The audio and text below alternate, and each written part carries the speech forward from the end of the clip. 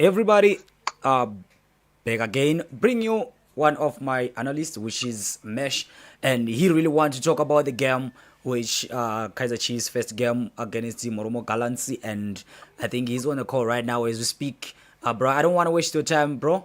Can you just please go into the story? Mula, how's it, man? I'm good, and you, man? I'm good, brother. Yeah, no issue. Just wanted to share 3 points, today. Yeah. Yeah, man. I wanted to raise 3 points in particular, that the team, I believe, they've improved on and they've done well in. Yes. And it's not necessarily tactical, but it's like a case study, when you study the teams. Yes. So the first point I want to talk about is the response.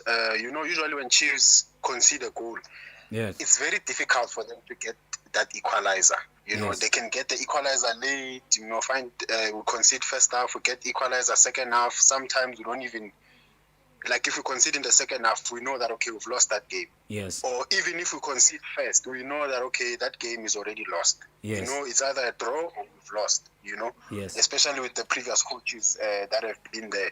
So the first point I'm raising is the way the team is now attacking. For the most times, we've been a very defensive team. Long balls, Yeah. just where our star players is defenders. But now this time around, I saw that the attack is really, really rising. And the point that I'm making is that we have found that power now where we can attack and we can respond in a game. They score one goal, we score one goal. They score one goal, we score one goal. They score the second one, we score the second one. So I feel like that team is much stronger than the team before. Yes. So Yeah. with your understanding, you think that there's no any player you need to add or else to get rid of.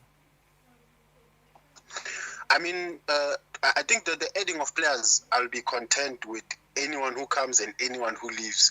Obviously, some players going to be a little bit harder to accept because you develop that bond, because maybe that player, when you were playing, when you were young, you were like a CDM. So Yes. you now, like if you're a CDM, now you become those people who admire the CDM that plays for your team. Yes. But I'm going to leave that to the coach. Fact. The coach, I believe, has done well this transfer window. There's no one who can criticize him. So just because you want a certain player to stay or you want another player to be brought in, just because of one player, you cannot discredit what the coach has done throughout the transfer window. Yes.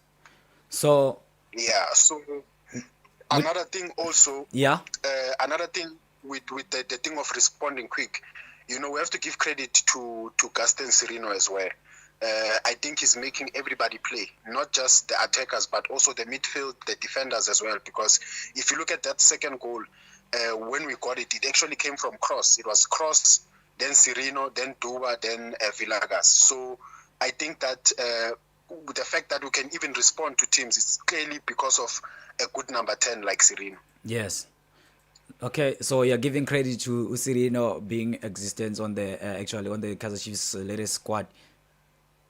Yeah, no, I give him big credit. So don't you He has think? shown his maturity and Yes. his experience. So don't you think that we need actually another Sirino at Kaizer Chiefs? Yeah, we need more players in terms of players that we know that it's guaranteed starting, because when we signed Sirino, we knew that he can't be on the bench. If you put Sirino on the bench, it's gonna be like, why are you putting Sirino on the bench? Yes. But there are other players where they have to raise their hand first. For example, Cross. Yeah. I think if Marciano was playing, or if Sam had been back from injury and he was playing, and then Cross was on the bench, I don't think we were gonna be like, why is Cross on the bench? Yes, he's a good player, I feel you. Yeah. he's in terms of making a name for himself, he hasn't done it the way like other guys have, like Cabo Sirino, So I think Sirino is not someone you can put on the bench. But also there are other players where they are very, very good. They can't be on the bench, but they still have to raise their hand first. Yes. No, I understand. So going to the defensive wise, what do you think? Defensive wise, which I'm gonna give to the second point. The second point, defensive-wise, I'm giving it to it because if you look at that game, that goal that they scored, Marumo Gallants, was the only shot on target that they had throughout the whole game. And credit to the defense, because the second point I'm making is that we actually got a comeback, which is something that Chiefs hasn't done in a long time. And I don't think people realize that. One of the ways that you see that a team is actually strong is actually when they start to pull things like that. A strong team is able to have a response, which is what Chiefs did. And a strong team is able to have a comeback.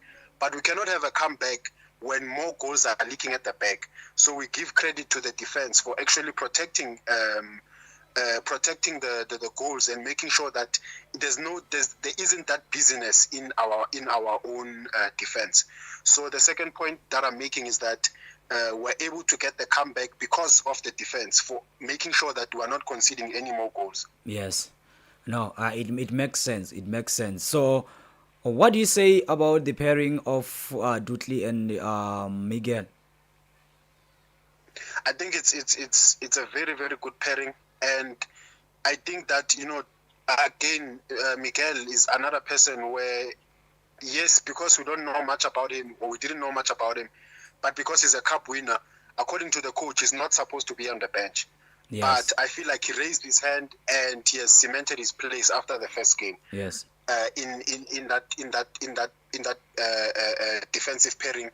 And also Dudley, I think we agreed with Dudley because we knew Dudley playing for Cape Town Spurs, but not all eyes were on him from our fans until that Bafana game. He has played in Bafana. He's had a very, very good career for himself. But once you know that this is your player, it's all eyes on him. And when all eyes are on him, in that game for Bafana, the previous game, I believe against Uganda, I believe that we did very, very, very well. Yes. I mean, he did very, very well in a way that he cemented his place from the Bafana performance before even the Kaizer Chiefs one. Yes. So, with your own understanding, according to the next match, which is Amazulu, what do you think? Again, the third point I'm going to make is that we actually got a result against a team that was better than us. Marumo Gallants was playing much, much better. They were connecting. They were having combinations. Mlambo was just showing class. Molongwane, all those guys, they played excellent. And the Kamohelo Matlatse that I saw in the Gallants shed is very, very different from the one that was in the Chiefs shed. Man, I wanted to say so that too. That means there's a lot of improvement where he is, and not in terms of improvement as a player, but I mean that in terms of improvement, we're finding a space for him, which is what, again, I'm making the third point to say that we are actually a team now that can grind results. You have to understand that we went into that game weak. We didn't have Blom, and we were struggling in the same position that we've been struggling in, which is the number 6 position. Yes. And the coach preferred to use Mart. And we all know Mart is not very strong in that position. Yes. But nonetheless, the results came. Yes. And for me, that's a big thing, because if you understand, football in general, there are moments where you need to make a comeback quickly. Maybe you're playing like a second leg or first leg, and they score you need to score again. We showed that. And then there are moments in cup games where you concede first, but you still need to finish the job before extra time, before it goes to 120 minutes. Yes. You still need to finish the job, and we're able to do that again. But we didn't just do that with any other team. We did that with a team that was playing better than us. Yes. So that, for me, that's a big thing, to actually get results, not against a team that's doing bad, yes, but a team that's playing completely better than you. Yes. So for me, those 3 points are the points that I'm saying that we've improved so much from last season, and we have gotten certain results, or let me say we've broken certain records that so many of these coaches in the past few seasons have put for us, where we can't even come back from from conceding. We are not able to get results. I can't even remember when last Chiefs scored in the last 10-15 minutes. we've always been scoring, at very, very odd times, early times. So to see us score late also shows that the fighting spirit continues. Yes. I know, man. I think is really listening to you, how you are applying Kaizer Chiefs management and also the new technical team. I have a last question for you, bro. I don't know if maybe you can answer me. Bro, which position do you think Kaizer Chiefs need to beef up with before these 4 days? Lethal as we are. Yes. In the middle, yes, we are good in the middle only because we know that Blom is there. Yes. But if you take out Blom, the midfield is actually very weak. Yes. I know. So for me, I'll be happy with. I'll be the only place where I feel like is complete is the defense and goalkeeping department. But the midfield, I still believe that we shouldn't just have Umthetwa if the coach is not going to use him. Let's have a replacement for Blom if he gets injured. And then the other guys, since they're playing similar positions, then they can rotate. But that number 6 position, I still believe that if Umthetwa's going to leave, then we still need a replacement for him, for Blom. And then up front, I've seen Chivaviro. He's much, much better from last season. They are feeding him the balls. They're giving him the balls. He's having the opportunities. He's trying to keep the shots on target. He's trying to use power. That's very good. Yes. But you can do that the whole game and still not score, just like yesterday. I mean, just like on Saturday. Yeah. And then someone like Duba comes on. He doesn't do what you're doing. He assists. He doesn't go for shots. He's the one that actually assists. So there were so many moments again where up front the guys were shooting when they should have. Yes. Mesh, are you still there? Yo, that's a network problem, family. My guy, I think he has a network problem, or else it's on my side. I don't know, but what I can just say that you can hear that was Mesh on the phone call right now as we speak. I'm very happy that some of the problems he was able to. Mula. Yeah. Are you there? Are you back? Yes. Yeah, that was a network problem, bro. Yeah.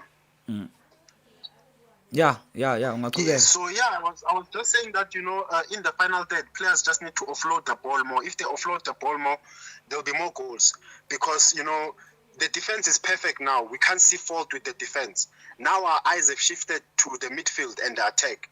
For the longest time, we were blaming the defense. Every time we lose, but why did so and so let the ball pass? Why did so and so do this? Why did the defender do that? Why didn't he cover? Why didn't he do this? Now the defense is covering. The defense is winning goals. The defense is winning one-on-one. The defense is even pocketing. Ignacio Miguel was pocketing Hango, So now the defense is doing excellent. Now we're looking at other departments now. We're looking at midfield and we're looking at attack. And having seen those two departments, the attack needs to improve very, very much. They need to offload the balls. They need to, you don't always have to be the hero. Most of the times, the hero is the servant. Yes. He's the one who chooses to put himself second. Yes. And I believe that if Shabalala, Chivaviro can start putting themselves second, there'll be more goals up front and they'll be the real heroes. Can I ask you something, bro? Yes. I want to ask you about Chivaviro. Do you think it would be a good idea to play Chivaviro coming as a wing up or else play him as a center forward straight? No, I think he must play that position because Chivaviro we are so that's what he thinks about all the time. So I don't think he can have combination play. I feel like that job of that number 10, which is Cirino, is already sorted. The only thing that needs to be sorted is a Chivaviro pairing because Saile was very quiet, so we can replace Saile with Dupree, and then the other wingers, if we can replace him with Villagazi even, or whoever is the coach feels is suitable. But Chivaviro must remain where he's playing because even if we got a better striker than Chivaviro will still be the second best striker that we have. Yes, I know, man. I really understand. And I really thank you. If you have still more to say, you can carry on, bro. No, man, the only thing I just have to say is that thank you to management. They've done really well, man. Yes. In a long, long time, I'll keep on saying it because, we're very unappreciative. We're people that's not appreciative, but really, really, we appreciate what the management has done, especially with the technical team. Yes. They've solved a lot of problems. Yes. I know, man. Also, appreciate your time here, and everybody is listening to you. Thank you, Mula. Even though I can watch I can read the comment right now because my PC is just doing some things I don't understand, man. I need to upgrade this computer. You must. Hey, man, it's giving me tough times, bro. Now I can't even do anything because it's reading so slowly. So, bro, Yeah. but you didn't answer me on which player do you think is going to solve your problem? Maybe 2 or 3 players before these 4 days end.